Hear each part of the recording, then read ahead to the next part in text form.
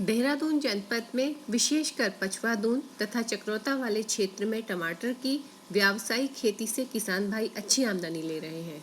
परंतु कई क्षेत्रों में टमाटर की हाइब्रिड प्रजातियों के पौधों की उपयुक्त देखभाल की पूर्ण जानकारी न होने से किसान अपनी क्षमता से बहुत कम उत्पादन ले पा रहे हैं।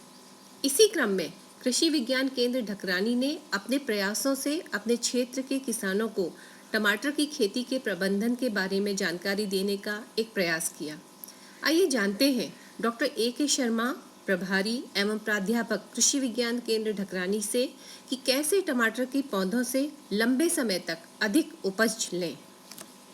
लेकिन जब टमाटर हमारे पास जो लंबी वाली किस्में हैं, किसान उन्हीं किस्मों का चयन अपने प्रक्षेत्र में उत्तराखंड में जौनसार का जो इलाका है वहाँ पर उन्हीं किस्मों का चयन करते हैं जो किस्में हमारी बड़े वृक्ष की तरह, जिसमें हमारे पास 10 से 15 फीट तक इसकी हाइट हो, उन्हीं किस्मों का हम चयन करते हैं। उसकी खासियत ये रहती है कि इसमें हार्वेस्ट ड्यूरेशन बहुत ज़्यादा लंबा रहता है, जो मैदानी इलाकों की तुलना में पहाड़ों की किस्में अन्यथा अलग तरह की रहती है। तो यहाँ पे प्रश्न ये आता है कि जो हमारे पास लोअरिंग डाउन कैसे हम अपनी वाइन को या प्लांट को करें, और सबसे पहले तो ये सबसे ज़्यादा जरूरी ये रहता है कि हम किस तरह से एक बड़ी वाली पौध को लोअरिंग डाउन कैसे करें ताकि हमारे पास एक प्लांट को जो बुश होती है टमाटर की उसको हम बेल पहले बनाते हैं। उसके बाद जब उसकी हाइट 15 से 20 फीट, कई बार 30 फीट तक भी चली जाती है, तो ऐसी स्थिति में हमारे पास जो प्लांट पौधों को ऊपर बढ़ने की ग्रोथ की जो हैबिट है उसको हम कैसे बदल सकते हैं कि उसको बेल के रूप में हम करें। जब हम बेल में करते हैं तो उसको लोअरिंग डाउन करते हैं।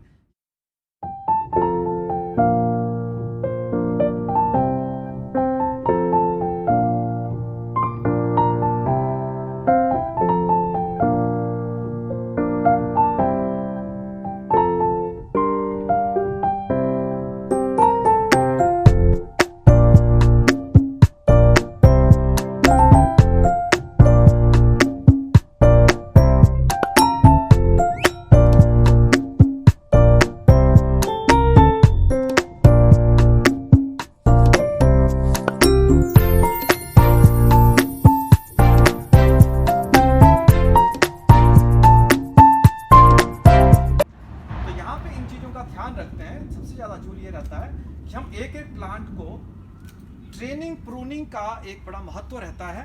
ट्रेनिंग का मतलब ये है कि हम एक पूरे प्लांट को एक बुश से बेल में बनाते हैं और इसको सिंगल स्टेम करते हैं, और इसमें कई तरह की लेटरल शूट्स आती हैं या साथ वाली शाखाएं आती हैं, उसको हम हमेशा कैंची से काट देते हैं। इस तरह से हम उसको आने ही नहीं देते हैं। और जो इसमें एक्स्ट्रा जो बर्ड्स होते हैं उसको भी हम कई बार जो अननेसेसरी उनको भी हम निकाल देते हैं, जिसमें हॉर्टिकल्चरली हम कहते हैं जो कम तरह की पैदावार होती है, जिनसे उनके पूरे के पूरे बंच को जो इस तरह से अनप्रोडक्टिव है, जिनका साइज़ कम रह जाता है, उनको भी मार्केट के हिसाब से करते हैं। तो यही एक तरीका है। इस तरह से हम पूरे के पूरे प्लांट को जो हमारे पास अभी इसकी हाइट लगभग जो तो ये प्लांट हमारा 12 फीट के करीब हो गया हुआ, हम उम्मीद करते हैं जैसे जैसे ये हमारा 30 फीट तक होगा तो इसी तरह से लोअरिंग डाउन हर प्लांट की करते हैं। तो ये कोने में पूरी रो को हम इसी तरह से हम इसको प्रोडक्शन के लिए इस सिस्टम को इस्तेमाल करते हैं। टमाटर को किस अवस्था में उसको हार्वेस्ट किया जाए, कब उसकी तुड़ाई की जाए, इस चीज़ का बहुत बड़ा महत्व है। और आम तौर पर टमाटर को जब हम तोड़ते हैं, तुड़ाई करते हैं, तो इस चीज़ का ध्यान रखते हैं कि हमारा टमाटर क्या लोकल मार्केट में बिकेगा या ट्रांसपोर्ट करने के बाद डिस्टेंट मार्केट में बिकेगा। तो उसमें तुड़ाई की अवस्थाओं का भी ध्यान रखते हैं। मैं यहाँ पे 3-4 अवस्थाएं बताना चाहता हूँ टमाटर की। तो पहली अवस्था ये वाली होती है जिसको हम कहते हैं पिंक स्टेज। जब टमाटर का केलेक्स एंड, इसको हम केलेक्स एंड कहते हैं, इस वाले को केलेक्स एंड कहते हैं, उसको डिस्टिल एंड कहते हैं। जो डिस्टिल एंड पे अगर हमारा 1/4 ऑफ टमाटर अगर पिंक हो जाए तो ये इस तरह का टमाटर 1/4 पिंक स्टेज हम इसको कहते हैं। ये स्टेज हमारी डिस्टेंट मार्केट के लिए सबसे अच्छा रहता है। इस तरह की अवस्था में टमाटर को तोड़ा जाता है। दूसरी तरह की अवस्था होती है हाफ पिंक। हाफ पिंक की स्टेज, जिसमें आधा टमाटर हमारा प्रारंभिक अवस्था में जो हमारे कैरोटीनॉइड्स होते हैं वो बढ़ते हैं, और लास्ट स्टेज में कैरोटीनॉइड कंटेंट को लाइकोपीन कंटेंट में कन्वर्ट होता है, जो बिल्कुल लाल टमाटर का आकार होता है। पीला रंग भी एक पिगमेंट का कलर होता है, ये बहुत जरूरी है। यहाँ देखेंगे, यहाँ आधा टमाटर हाफ पिंक स्टेज में, ये टमाटर हमारा नियर मार्केट की बात करते हैं, जहाँ पे नज़दीक में हमें टमाटर बेचना वो अवस्था रहती है। तीसरी अवस्था होती है जो टेबल पर्पज़ के लिए, जो जिस तरह का टमाटर ये आता है, ये टमाटर हमारा टेबल पर्पज़ के लिए, जिसकी शेल्फ लाइफ बड़ी मुश्किल से 3 दिन या 4 दिन रहती है। ये मैं यहाँ पे ये कहना चाहता हूँ कि टमाटर के तो इसकी शेल्फ लाइफ के बारे में अगर हमें पता करना हो सामान्य स्थिति में, तो टमाटर जो आप मार्केट से आप ख़रीदते हैं वो कितनी देर तक हम अपनी किचन में इस्तेमाल के लायक रहता है और हमें किस तरह के टमाटर को ख़रीदना चाहिए।